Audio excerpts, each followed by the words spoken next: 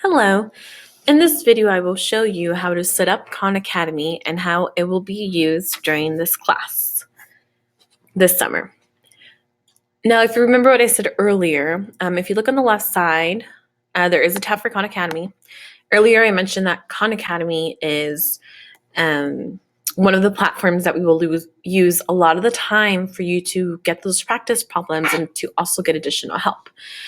So if you click here, you're going to see something similar to this. It's actually going to look a little bit different once I get you going. You're going to see that there's a link. It says you have to sign in with your HUSD account. That's the way I'll be able to give you a grade for going through and doing Khan Academy. It says go to your profile and make sure that it says your name, not your student ID. So if it says your student ID, I will show you how to change that. And then you also have to go to coaches and enter the code. Now, please note that it is a different code for the two different classes. This is the one for 2A.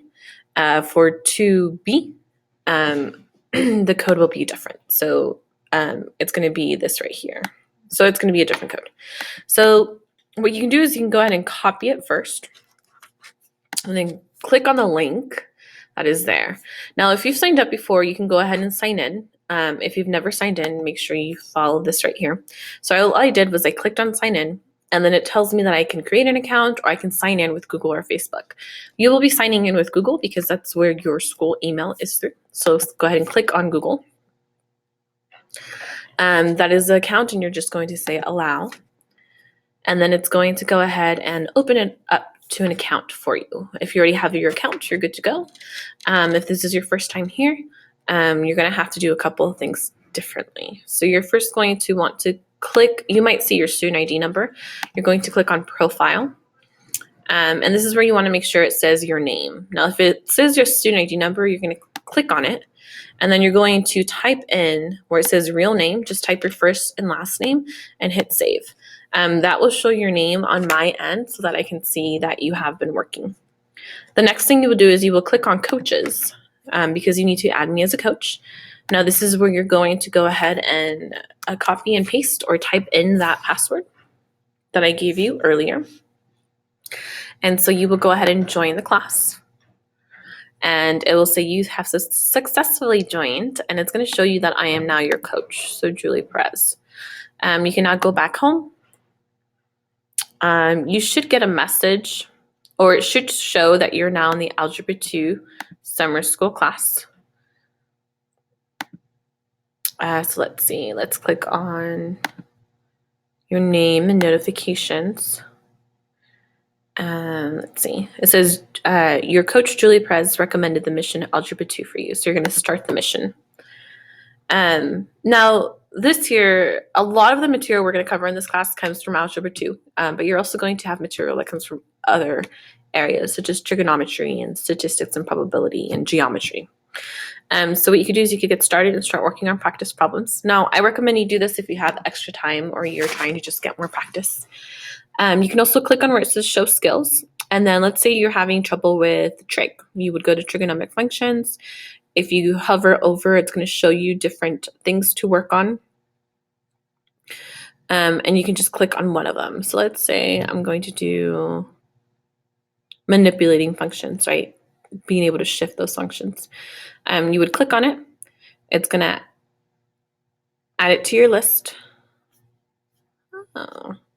I guess the list is not here because I haven't done the mission warm-up. So it's something you might want to do first, and then you can go through and select specific ones. Now, again, this is only if you have extra time. If you do not, what you're going to be doing is once you've signed in, let's say you're working on Unit 1 and you're working on types of solutions. Every one of these sections that is in a unit has a practice link to something on Khan Academy. So as you guys can see, there's Khan Academy. So you would click on types of solutions, and it's going to take you to something already on Khan Academy. Now, the nice thing is if you're signed in and you see your name in that corner, this records everything you're doing on Khan Academy, so I know you're doing that practice. So you would go through and you would try out the problem. If you're not understanding it, you're going to see on the left side. Now, this one has a star because it's practice. Everything that has a play button, it's actually a video. So if you wanted to maybe get additional practice from what I've already shown you, you could watch the video You could also read what it says, but I think it makes more sense if you watch it. And then also some more information that other maybe students have commented on there. So it's nice because it's another place to get information, and also where you can be doing your practice problems. Now, these are the ones you want to be writing examples in your notes, because again, your notes, you will be able to use those on the test. So it could be very helpful. You have a scratch pad that you can use, like if you need to work on the problem, or this is not a good one, but if it was a one with a graph, then you can go through and draw things on there, whatever you need for practice. It also has a calculator you can use while you're working on the problem. Now, this one might not need a calculator, but again, there are tools that are there for you to use. Right? So Khan Academy, like I said, it's going to be super helpful. First, you are supposed to watch the Edpuzzle video. Once you're done with that, then you move on to the Khan Academy. And so now I've showed you how to sign in. Again, signing in is very important to make sure that you get credit for that, because it will show up on my end and it will show me that you've spent time working on problems. Also, it's another great area to get practice problems, work on them, and for you to see how well you're understanding the material. Once you start getting a lot of the questions correct, then that's probably when you start thinking about moving to a different section or getting ready to take that unit test. All right. If you have any questions, make sure you ask me.